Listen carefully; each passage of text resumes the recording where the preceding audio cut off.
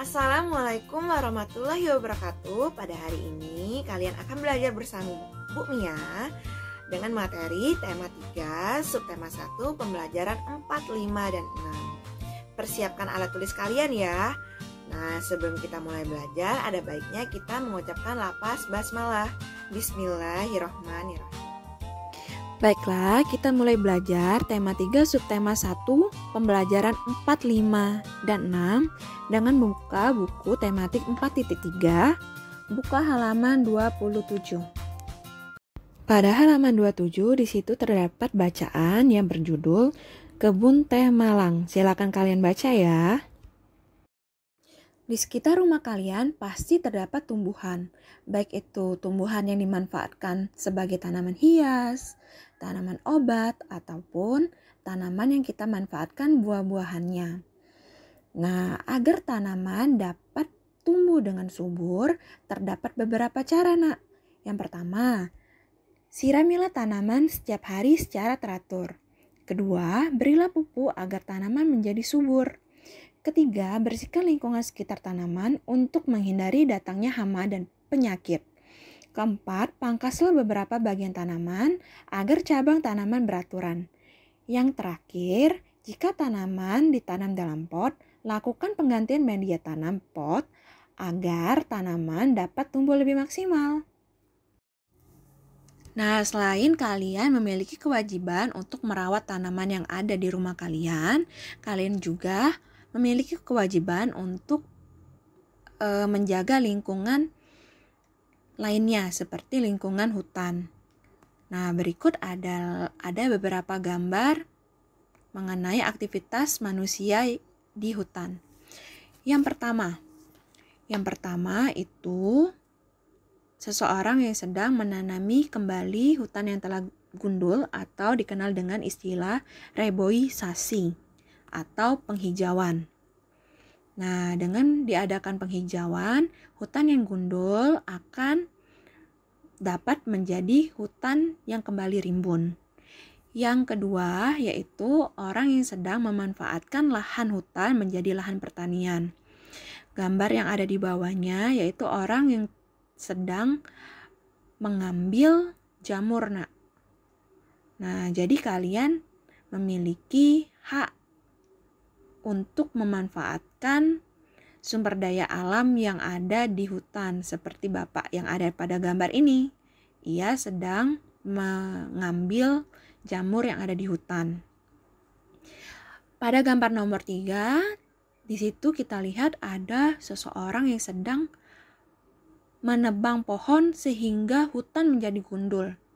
Nah, kegiatan ini sangat merugikan ya, karena dapat merusak hutan atau membuat hutan menjadi gundul. Kenapa hutan yang gundul itu berbahaya? Karena ketika hutan gundul maka dapat terjadi tanah longsor. Yang kedua, ekosistem yang ada pada hutan akan terganggu, Nak, karena hutan merupakan tempat tinggal bagi banyak makhluk hidup lainnya seperti hewan-hewan. Yang ketiga, hutan adalah paru-paru dunia. Jadi ketika hutan rusak, maka tanaman yang menghasilkan oksigen berkurang. Maka ini dapat mengganggu kehidupan manusia dan hewan lainnya yang bernapas membutuhkan oksigen. Yang keempat itu adalah seseorang yang sedang melakukan pembukaan lahan dengan membakar hutan. Nah, kita pernah ya mengalami bencana asap. Nah, membuka lahan dengan cara membakarnya itu dapat merusak ekosistem, Nak. Karena dapat menyebabkan hutan menjadi hangus dan juga dapat menyebabkan beberapa hewan di hutan menjadi mati. Maka pembakaran hutan ini tidak boleh dilakukan. Apakah kalian pernah berpikir, Nak, kenapa di Palembang tidak punya kebun teh? Kenapa kebun teh cuma ada di pagar alam? Nah, hal tersebut karena tumbuh dan berkembangnya tanaman dipengaruhi wilayah dan iklim di mana tanaman tersebut tumbuh. Jika tidak sesuai, maka tanaman tersebut tidak akan tumbuh secara maksimal atau bisa mati. Nah, maka dari itu, karena kondisi wilayah di Palembang itu tidak cocok untuk tanaman teh, maka tanaman teh tidak ditanam di Palembang, melainkan di pagar alam. Maka untuk menanam tanaman kita harus menyesuaikan tanaman dengan kondisi lingkungan, sehingga tanaman yang kita tanam dapat tumbuh dengan maksimal.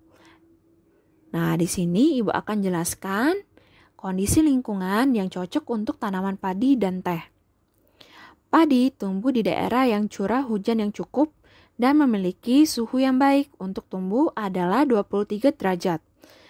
Tinggi tempat tumbuh itu sekitar 0 sampai 1.500 meter di atas permukaan laut. Untuk teh itu tumbuh di daerah pegunungan dengan suhu sekitar 13 sampai 15 derajat Celcius dengan curah hujan yang tidak lebih dari 2000 mm kubik.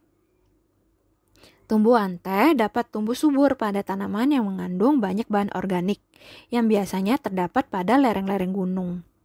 Berikut adalah tanaman berdasarkan wilayah tumbuh yang cocok. Nah, di sini Ibu bagi tanaman yang cocok di dataran tinggi dan tanaman yang cocok di dataran rendah.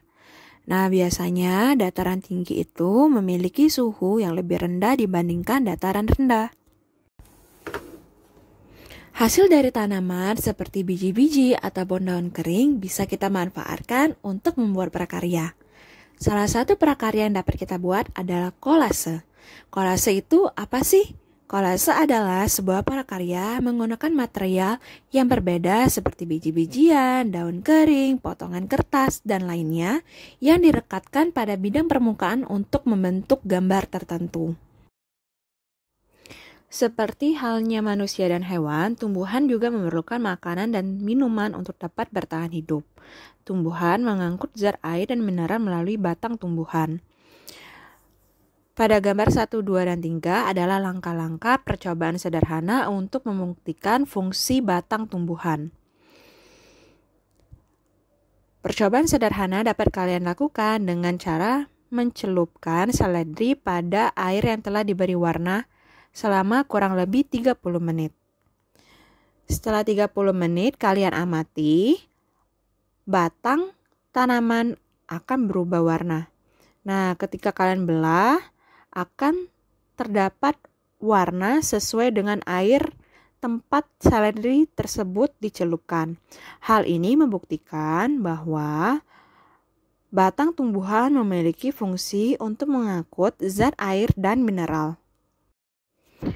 Selain melakukan percobaan atau membaca buku untuk mendapatkan informasi, kita dapat melakukan kegiatan wawancara.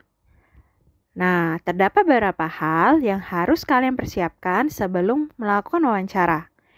Yang pertama, hubungi narasumber dan mintalah kesediaan untuk wawancara. Kedua, buatlah janji dan jadwal wawancara. Yang ketiga, berpakaianlah tingkah laku dan berkata dengan sopan. Keempat, membuatkan dan menyiapkan daftar pertanyaan yang baru. Kelima, daftar pertanyaan mengandung kata tanya, apa, di mana, kapan, siapa, mengapa, dan bagaimana, atau disingkat dengan adik Simba. Agar wawancara dapat berlangsung dengan baik, maka terdapat tata cara yang harus kalian lakukan saat melakukan wawancara. Yang pertama, mengetuk pintu dan mengucapkan salam. Kedua, bersalaman dan mengenalkan diri. 3, menyampaikan tujuan dari wawancara. Keempat, mulai wawancara dengan bahasa yang sopan dan dengan senyuman. 5, tuliskan informasi atau rekam informasi yang berhubungan dengan topik wawancara. Hal ini bisa kalian tulis dengan alat tulis kalian seperti buku tulis, pena dan pensil, atau bisa juga kalian menggunakan alat untuk merekam informasi seperti recorder ataupun handphone. Keenam, akhiri wawancara dengan ucapan terima kasih dan permohonan maaf apabila sudah mengganggu, ada salah kata, atau ada hal yang kurang berkenan. 7. Susunlah kembali hasil wawancara dengan bahasa yang informatif. Kedelapan atau terakhir, buatlah kesimpulan dari informasi yang diberikan oleh narasumber. Ketika kalian selesai melakukan wawancara, kalian dapat membuat laporan hasil wawancara yang terdiri atas nama narasumber, tema wawancara, hasil wawancara, dan juga kesimpulan. Baiklah, selanjutnya kita akan belajar bagian-bagian tumbuhan dan fungsinya. Baik, kita mulai dari bawah ya. Yang pertama itu ada akar, kedua itu ada batang, ketiga itu ada buah, keempat itu ada daun, yang kelima itu ada bunga. Selanjutnya kita akan membahas fungsi-fungsi dari bagian tumbuhan. Berikut fungsi bagian tumbuhan. Yang pertama, yaitu yang akan kita bahas adalah fungsi dari akar. Yang pertama, fungsinya untuk menegakkan dan memperkuat berdirinya tumbuhan. Kedua, di situ Ibu ada salah tulis ya. Yang kedua itu sebagai tempat cadangan makanan. Yang ketiga, menyerap air dan mineral dari dalam tanah. Selanjutnya, fungsi batang. Fungsi batang yang pertama adalah mengangkut air dan zat hara dari akar ke daun dan juga mengangkut makanan hasil fotosintesis dari daun ke bagian tumbuhan lainnya. Ketiga, fungsinya adalah menopang tumbuhan. Ketiga, menyimpan cadangan makanan. Selanjutnya, yang kita akan bahas adalah fungsi daun. Yang pertama, fungsinya adalah tempat pembuatan makanan atau tempat berlangsungnya proses fotosintesis. Karena pada daun terdapat klorofil. Kedua, tempat penguapan air. Ketiga, sebagai alat pernafasan karena adanya stomata. Fungsi bunga. Bunga ini berfungsi sebagai alat perkembangbiakan pada tumbuhan. Yang terakhir, fungsi buah. Buah ini berfungsi sebagai tempat penyimpanan cadangan makanan pada tumbuhan.